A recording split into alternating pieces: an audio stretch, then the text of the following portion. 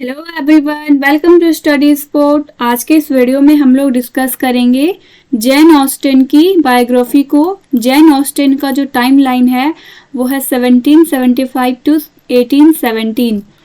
Gen Austen was a renowned English novelist born on December 16, 1775 in Steventon, Hampshire, England. Jane Austen एक प्रसिद्ध English novelist थी, एक उपन्यासकार थी जिनका जन्म हुआ था 16 दिसंबर 1775 को स्टीवेंटन, हैम्पशायर, इंग्लैंड में इनका जन्म हुआ था। She was the seventh of 8 children in her family.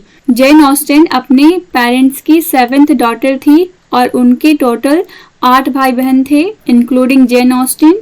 Austen's literary career began at the young age and she started writing stories and plays for her family's entertainment.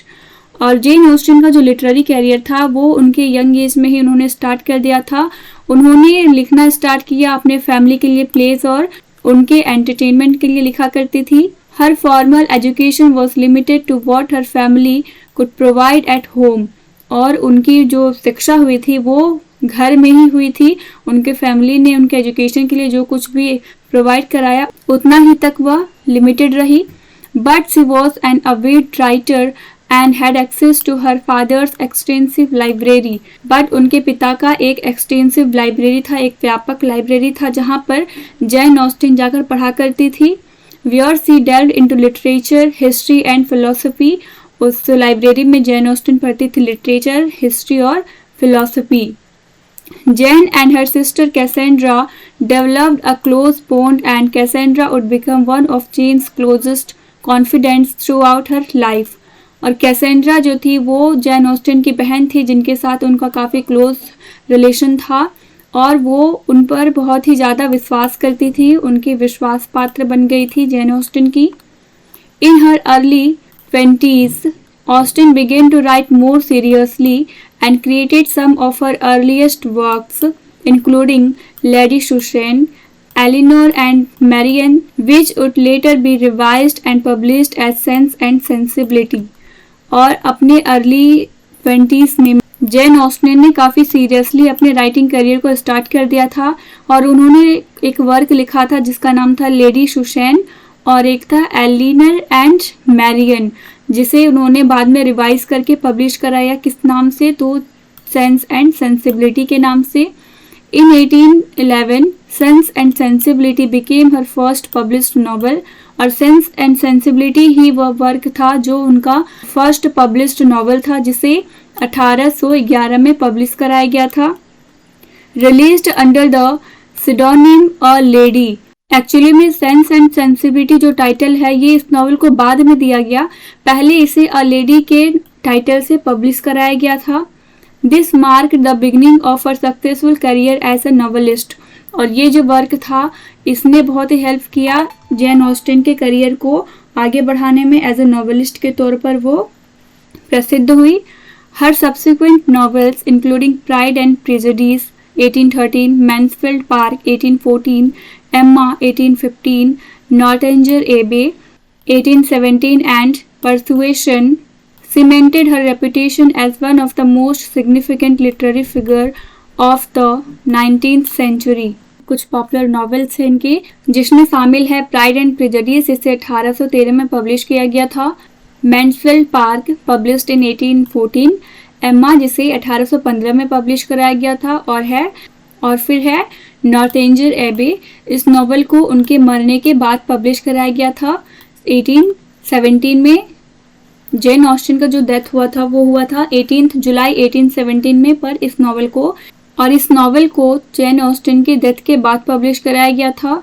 एक और नॉवल है जिसका नाम है परसुएशन, इसे भी उनके डेथ के बाद ही 1817 में पब्लिश कराया गया था। और ये सारी जो नॉवेल्स हैं वो उनके रेपुटेशन को और भी ज़्यादा बढ़ा देते हैं as a significant literary figures of the 19th century. Jane Austen's novels often portrayed the social and economic realities of the landed gentry in Regency era England. Jain ऑस्टेन अपने नॉवेल्स में पोर्ट्रे करती थी किस चीज़ को, तो सोशल और इकोनॉमिक रियलिटीज़ को, जो सामाजिक और आर्थिक सच्चाई थी लैंडेड जेंट्री की, मतलब कि उस इंग्लैंड के जमींदार कुलीन वर्ग की जो सोशल और सामाजिक स्थिति थी रीजेंसी एरा में, रीजेंसी युग में जो उनकी स्थिति थी, उसे जैन ऑस्टेन अपने वर्क्स में दिखाती है। Her work focused on themes such as love, marriage, class and the limitations placed on women in society। Jane Austen का जो वर्क था वो डील करती थी इन सारे थीम से, जिसमें शामिल है लव, मैरिज और क्लास, और साथ ही साथ वह दिखाती थी जो लिमिटेशंस वुमेन पर लगाई जाती थी समाज में, इन सबको अपने नॉवल में जैन ऑस्टेन चित्रित करती है। Jane Austen's writing style was characterized by wit, irony and a keen observation of human behaviour. और उनके जो वर्क की जो विशेषताएं अगर कहें तो वो थे विट, आयरनी और keen observation of human behaviour. Human behaviour को उन्होंने काफ़ी अच्छे से पहचाना था। Despite her literary accomplishments, Jane Austen's works were published anonymously during her lifetime. Jane Austen को अपने लिटरेरी कैरियर में बहुत ही उपलब्धि मिली थी, काफ़ी प्रसिद्धि मिली थी, पर फिर भी उनके जो वर्क थे वो उसे एनोनिमसली पब्लिश कराया गया था, मतलब कि उन्होंने अपना नाम नहीं रिवील किया था अपने नॉवेल्स में अपने लाइफ टाइम के दौरान। एंड से अचीव्ड ओनली लिमिटेड फेम, और इस कारण से उनको कोई जानता नहीं था, कुछ ही लोग थे जो उन्हें जानते थे। उनकी नॉवेल्स तो काफ़ी प्रसिद्ध हुई, पर उनके नॉवेल के जो लेखक है, जो उपन्यासकार हैं, मतलब कि जैन ऑस्टेन, उन्हें बहुत ही कम लोग जानते थे। It was not until after her death that her brother revealed her identity as the author of the novels. और इनके डेथ के बाद इनके भाई ने इनका जो नाम है उसे रिवील किया था, यही बताया कि इन सारे जो नॉवेल्स हैं इन सब की लेखक जैन ऑस्टेन थी। Tragically Jane Austen's life was cut short when she died on July 18, 1817 at the age of 41 in Winchester, England. The exact cause of her death remains uncertain.